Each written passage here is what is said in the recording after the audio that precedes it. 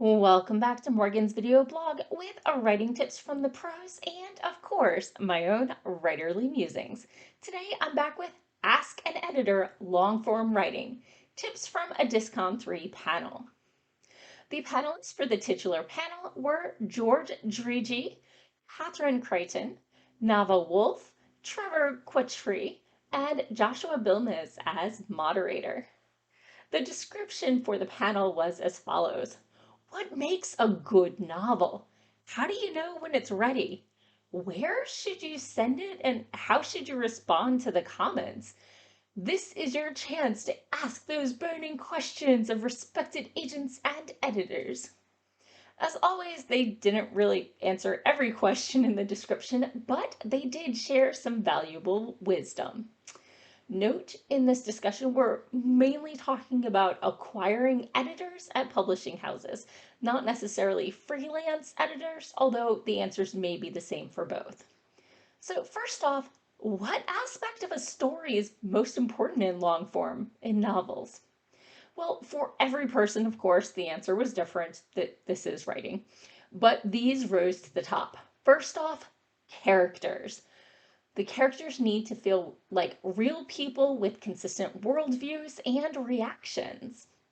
Secondly, you need to contemplate whether or not you're saying something interesting with the story concept, although that can be a little more important in short stories.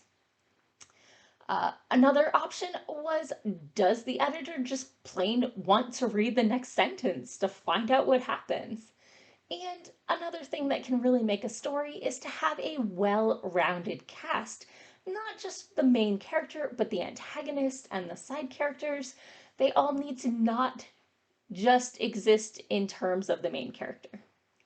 So, what draws an editor to a manuscript? Well, there were only a couple ideas here, but one was a story that raises a question that the reader wants answered. Bonus if only the important things are strongly described and if there's an interesting magic system. I mean, we are fantasy magic lovers. Okay. Um, Another thing is writing that feels award-winning and a story where the editor knows or feels that they know how to fix it. So, how do you choose the right editor for your manuscript? Where do you even find one? Well, the first spot you can look is um, at books on the bookshelf. Especially at like a library or something, you want to look for books with similar feels and some in your genre near where your book would be put in like a bookstore. And then just check the acknowledgments. That's where you can find good ideas of who was the publisher, who was the editor at the publishing house who championed the book you're reading, and who was the agent that represented that writer. Since most publishers don't accept unagented works, most writers are going to start off with an agent. For freelance editors, you definitely want to make sure to give them a sample, a couple pages, and see what they can do to make sure that their editing style works for you. Now, you're probably going to start off by submitting or querying an agent, or maybe responding to publishers' open calls. But do know that open calls are an even worse numbers game. For any lengths work, you're going to find on the agent or the publisher's website all of the submission guidelines and whether the submission should be sent via email or an online form or even snail mail. A few places still accept that. But on that long awaited day when it comes time to be offered that publishing contract by a publishing editor, often writers will take the first editor that shows interest, and I totally understand why. But you need to be wary and protective of your manuscript. If it's not a vision that jives with your writing or it makes you uncomfortable, they may be the wrong editor for you. As Nava said during the panel, matching with an editor isn't the end of a writer's fairy tale. It's the quote unquote once upon a time of what is hopefully a beautiful working relationship. Be honest with them, protect your vision, but stay open minded and be wary of your own ego because it can be really easy to be automatically defensive. Think about what they're saying and what it could do for your manuscript. And do remember that selecting an agent or an editor is a job interview that goes both ways. You're seeing if you can work with them just as much as they're seeing if they can work with you. So, what happens if you and your editor are a bad fit? We're all human, I think. And it happens. It happens. So, in the majority of cases, both people are professionals. They grin and bear it, get the job done, and the book is published. Rarely a publisher might get involved and reassign the manuscript to a different editor. And in exceptionally rare cases, the contract might get canceled.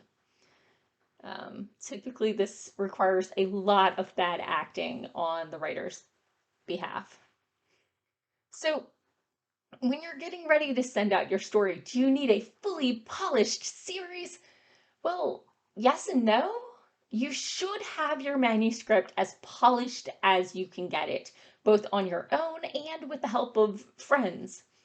But a good editor will be able to take a good story and elevate it. Most editors are looking for standalone books, a strong story in and of itself. But in speculative fiction, we do love our series. If the world or the characters makes the readers want to visit it again, and you've proven that you can work well with your editor, a series is often an option. Note, for short fiction, series are less popular. After a while, the backstory needed to make the story stand alone often gets too heavy. Trevor pointed out that as editor for analog science fiction and fact, he's drawn to readability, nice prose, and a certain level of science per page, with the science being developed along the story. So, do you need an agent? While you might expect editors to prefer to save the money of the agent's fee, the industry currently accepts most submissions through agents. That way, they know that you have a contract specialist on your side, and both sides feel less cheated. Plus, this way, you have your own business manager to handle the tricky things like finding out your covers crap. The agent knows how to negotiate that, or even tell if the editor agrees that marketing's idea of a good cover is questionable, and how to push for a better cover professionally. So let's think about the poor editors for a moment. Does being a professional editor affect reading for fun? Yes. It can be hard to read in their own genre or any genre. Sometimes reading old favorites can refreshen their love of reading, and sometimes you just gotta make peace with and learn to love the analysis process that just won't go away. Closing thoughts from the panelists: solicit a lot of opinions. Be open and honest about what you need during the editing process. And remember, it's people all the way down. It might not be you, it might be them.